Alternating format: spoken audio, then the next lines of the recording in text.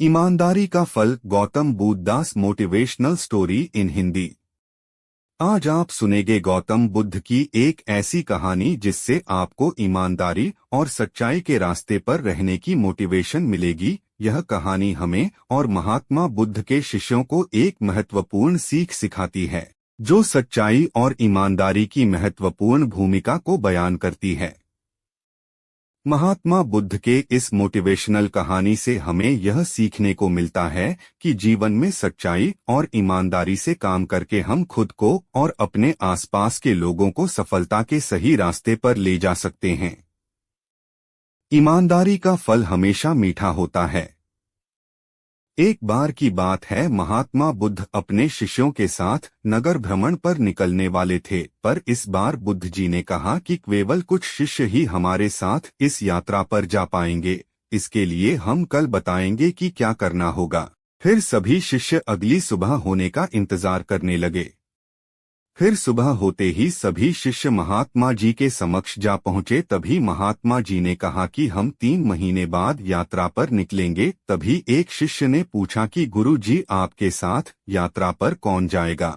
इसके बारे में आपने बताया ही नहीं। तभी महात्मा जी बोले कि केवल एक ही शिष्य हमारे साथ इस यात्रा पर जाएगा। तो सभी शिष्य हैरानी से महात्मा जी के ओर देखने लगे। केवल एक ही शिष्य?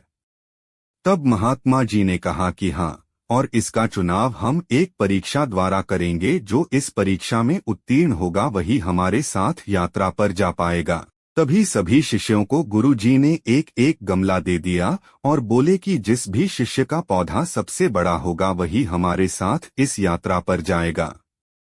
तभी सभी शिष्य अपने अपने गमले लेकर अपने अपने कक्ष में चले गए और सब अपनी तरह से अपने अपने गमले के बीजों को सींचने लगे। लगभग 2.5 महीना बीत चुका था। सभी शिष्यों के पौधे थोड़े थोड़े बढ़ने लगे, लेकिन उनमें से एक शिष्य का पौधा बिल्कुल भी नहीं बढ़ा। लेकिन फिर भी वह निराश नहीं हुआ और हर रोज की ही भांति अपने गमले के बीज को सींचता रहा, लेकिन कोई भी फर्क नहीं पड़ा।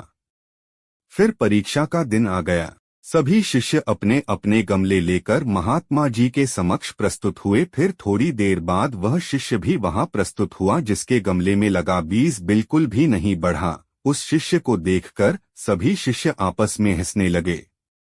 तभी महात्मा जी ने बड़े आश्चर्यजनक शब्दों में उस शिष्य से कहा कि क्या हुआ वत्स, तुम्हारा गमला तो बिल्कुल वैसा ही है जैसा कि हमने तुम्हें सौंपा था।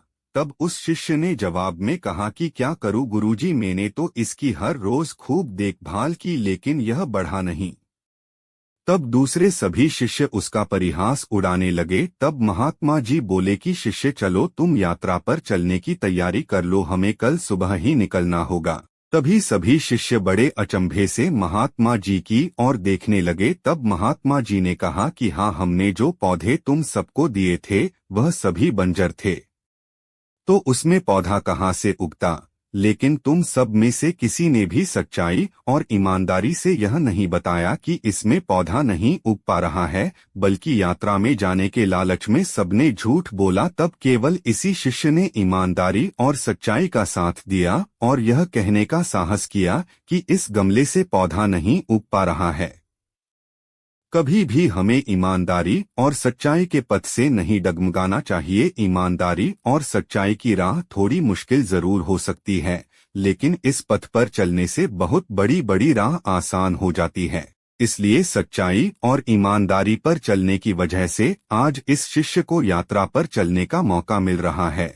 और यह कोई साधारण यात्रा नहीं है, बल्कि बहुत बड़े मठ में हम इस शिष्य के साथ जा रहे हैं, जहां पर कि इसके भविष्य की नई राह खुलने वाली है। बुद्ध मोटिवेशनल कहानी का निष्कर्ष। महात्मा बुद्ध के इस मोटिवेशनल कहानी से हमें यह याद दिलाया जाता है कि ईमानदारी और सच्चाई का महत्व सबसे ज्यादा है और यह हमारे जीवन में सफलता पाने के लिए बहुत ही महत्वपूर्ण है। हमें कभी भी सच्चाई और ईमानदारी का रास्ता नहीं छोड़ना चाहिए, चाहे हमारे सामने कितनी भी मुश्किलें क्यों न आएं। सच्चाई और ईमानदारी हमारे जीवन को संजीवनी बना सकती है और यही सफलता का राज है।